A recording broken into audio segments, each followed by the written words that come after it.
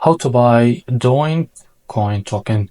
Now, before we start, this is not financial advice. I'm not professional or economic expert. So before investing in any project that you find on my channel, please do your research. So this token, as you can see, it's in pre-sale. As you can see here, to be able to buy this token, as you can see, you need to allocate to this, and as you can see, the minimum is 0.1 sol. So you need to enter the bigger than that. So as you can see, I will just type 0.5. So here we'll be able to see how much you will be able to receive that token. Now, if you click on buy, as you can see, you will be able to see this message. So they show you that you need to send 0.5 that you enter it here to the following wallet address. So as you can see, just copy it and go on your wallet that you have enough Solana on it. So after that, what you need to do, click on send and select the Solana.